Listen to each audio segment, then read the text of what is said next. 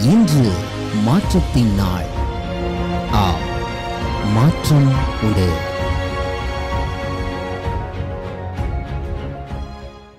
ஆச்சரியமான தேவனுடைய அற்புதமான பரிசுத்த நாமத்திற்கு மகிமை உண்டாவதாக. மாற்றம் உண்டு என்கிற இந்த அனுதின தியானத்தின் மூலமாக உங்களை சந்திக்கிறதுல எனக்கு மிகுந்த சந்தோஷம்.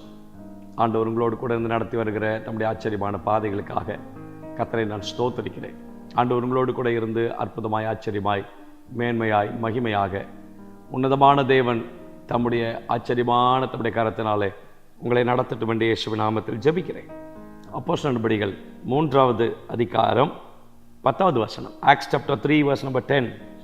தேவாலயத்தின் அலங்கார வாசலண்டையிலே பிச்சை கேட்க உட்கார்ந்திருந்தவன் இவன்தான் என்று அறிந்து அவனுக்கு சம்பவித்ததை குறித்து மிகவும் ஆச்சரியப்பட்டு பிரமித்தார்கள். And recognized him as the one who sat at the beautiful gate of the temple asking for alms, and they were filled with wonder and amazement at what had happened to him.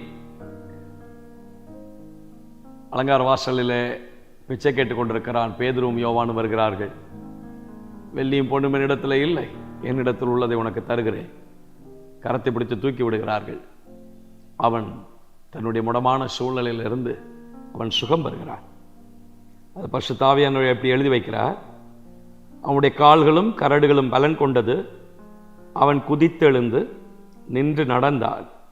நடந்து குதித்து தேவனை துதித்து கொண்டு அவர்களுடனே கூட தேவாலயத்துக்குள் பிரவேசித்தான். அவன் நடக்கிறதையும் தேவனை துதிக்கிறதையும் ஜனங்கள் எல்லாரும் கண்டு ஆச்சரியப்பட்டு பிரமித்தார்கள். பரிசுத்த ஆவியானவர் இன்றைக்கு உங்கள் வாழ்க்கையில் ஒரு காரியத்தை சொல்ல விரும்புகிறார். திரும்பி பார்க்க வைக்கும் கர்த்தர் ஒருவர் உங்கள் வாழ்க்கையில் இருக்கிறார். தேவன் உங்கள் வாழ்க்கையில செய்யும் காரியத்தை மற்றவர்கள் திரும்பி பார்க்க வைப்பார். மற்றவர்கள் உங்களை திரும்பி பார்க்கக்கூடிய விதத்தில் தேவன் அமேசான காரியத்தை கர்த்தர் செய்வார். இதுவரைக்கும் பார்த்த பார்வை அல்ல, இது எப்படி நடந்தது, இது இவ்வளவு ஆச்சரியமாக இருக்கிறது, இது இவ்வளவு பயங்கரமாக இருக்கிறது என்று மற்றவர்கள் தேவன் நம்முடைய வாழ்க்கையில் செய்கிற காரியத்தை கேள்விப்பட்டோ கண்ணார கண்டோ அவர்கள் தேவனை மகிமைப்படுத்துவதற்கும் தேவனை துதிப்பதற்கும் ஆண்டவருடைய நாமத்தை நம் மூலமாய் பிரஸ்தாபப்படுத்துவதற்கும் உங்களை திரும்பி பார்க்க வைக்கும் தேவன் ஒருவர் இன்றைக்கு உங்களுக்கு கரம் பிடித்து வாக்கு பண்ணுகிறார். உங்கள் வாழ்க்கையில கர்த்தர் செய்யும் செயல்களை மற்றவர்கள் திரும்பி பார்க்க தேவன் வைப்பார். 1 ராஜாக்கள்ல நாம் வாசிக்கிறோம் 4வது அதிகாரத்தில் தேவன் சாலமோனுக்கு மிகுதியான ஞானத்தையும் புத்தியையும் கடற்கரை மணலத்தனையான மனோவிருத்தியையும் கற்றுக் கொடுத்தார். சகல கிழக்கத்தி புத்திரரின் ஞானத்தையும் எகிப்தியரின் சகல ஞானத்தை பார்க்கிலும் சாலமோனின் ஞானம் சிறந்ததாயிருந்தது. சாலமோனின் ஞானத்தை குறித்து கேள்விப்பட்ட பூமியின் சகல ராஜாக்களிடத்திலிருந்து நானா ஜாதியான ஜனங்களும் அவனுடைய ஞானத்தை கேட்கிறதற்கு வந்தார்கள். என்னப்பா இது?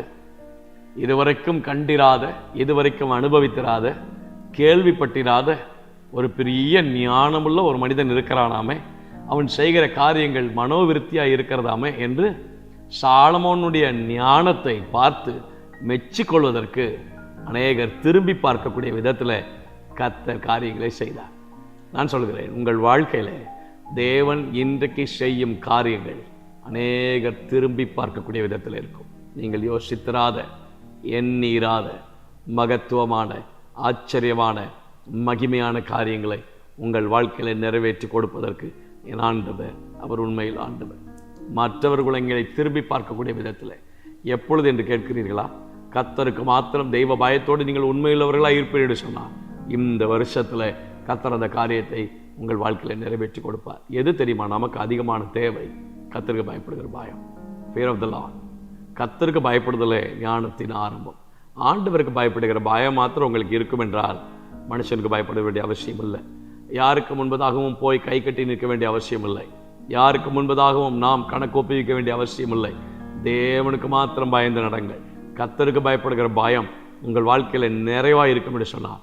இன்றைக்கு இந்த வருஷத்தில் கம்மிங் டேஸில் உங்களை திரும்பி பார்க்கக்கூடிய விதத்தில் கர்த்தர் ஆச்சரியமான காரியத்தை, இதுவரைக்கும் எங்கும் சம்பவித்திராத காரியங்களை உங்கள் வாழ்க்கையை செய்வார். தேவனே, அப்படியே உம்முடைய பிள்ளைகளை ஆசீர்வதியும். தேவனே, அப்படியே ஆசீர்வதி, அப்படியே ஆசீர்வதி.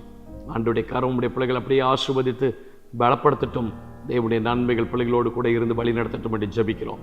கிருபையில் கரங்களை தாழ்த்தி விட்டு கொடுக்கிறோம். பெரிய காரியங்களை செய்யும் இயேசுவின் நாமத்தில் ஜெபிக்கிறோம் நல்ல பிதாவே, ஆமென். May God bless you. God will be with you. தைரியமாக இருங்க, சோர்ந்து போகாதீங்க. உங்களுக்காக தொடர்ந்து ஜெபம் பண்ணுறோம். God bless you.